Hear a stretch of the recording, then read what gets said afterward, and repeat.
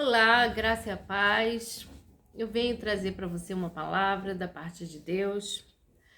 Em Colossenses, capítulo 2 e versículo 14, diz que, cancelando o escrito de dívida que era contra nós e que constava de ordenanças, o qual nos era prejudicial, removeu-o inteiramente, cravando-o na cruz.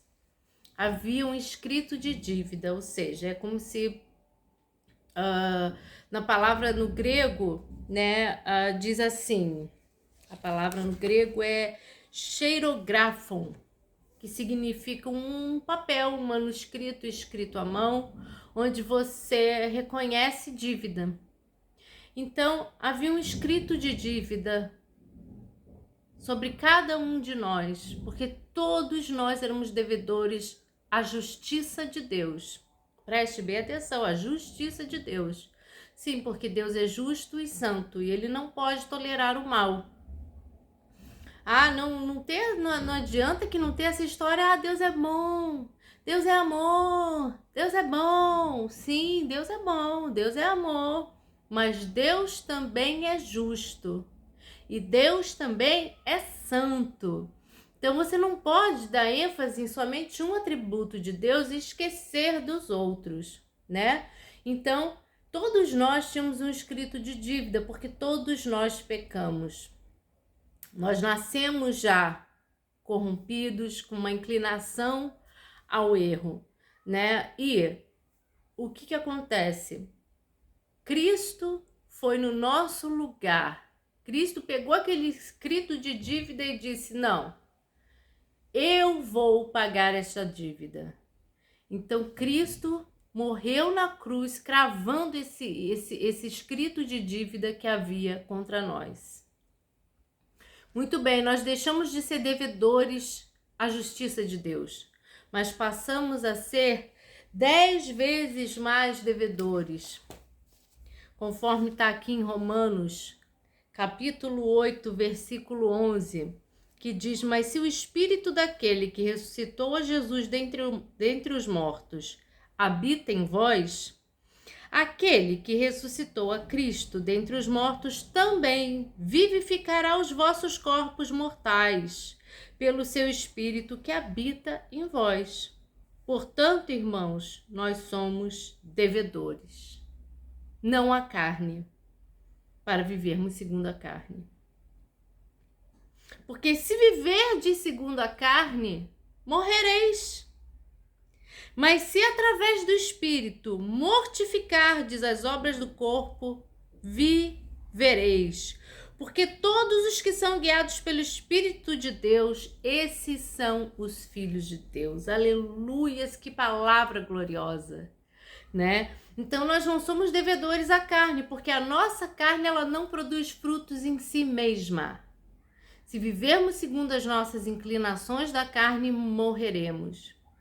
Mas se vivemos, porém aqui diz, mas se o Espírito daquele que ressuscitou, né? Se você tem que se perguntar, o Espírito de Deus vive em você?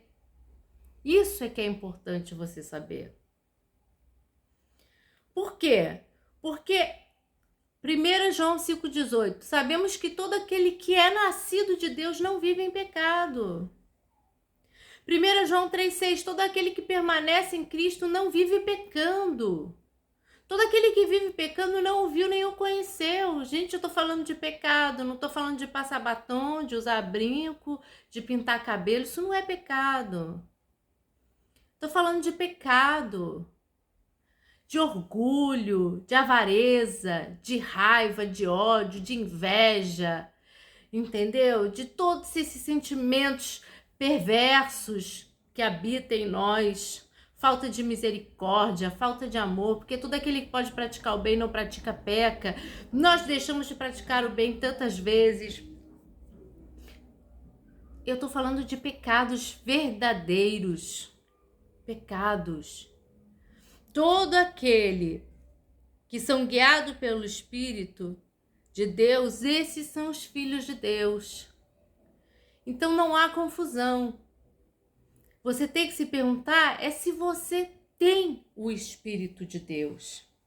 Então nós nos tornamos devedores, não mais a justiça de Deus, mas a graça de Deus, que é a graça de Deus que nos concede a fé, a misericórdia de Deus, porque é graças à misericórdia de Deus que nós não somos consumidos. Soberania, porque todas as coisas cooperam para o bem daqueles que amam a Deus.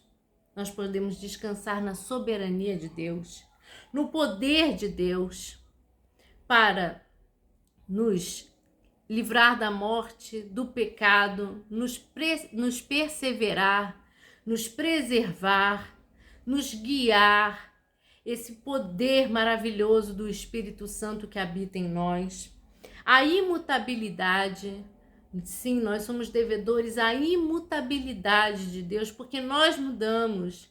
Hoje você pode estar caído, você pode estar abatido espiritualmente, mas o amor de Deus não muda por isso. Você não é mais aceito hoje, menos aceito outro dia, e não, nós mudamos, né? Mas Deus não muda, Deus é imutável.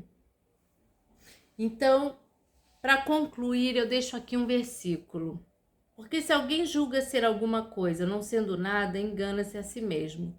Gálatas 6:3. Então, que podemos ter em mente isso, nós somos devedores, não à justiça de Deus, mas a todas essas coisas que eu elenquei aqui. Ou seja, nós não podemos jamais imaginar que temos alguma coisa em nós mesmos. Nós não podemos jamais julgar ser alguma coisa, já que nós não somos nada, porque senão estaríamos enganando a nós mesmos. Amém? Eu deixo essas palavras em nome de Jesus.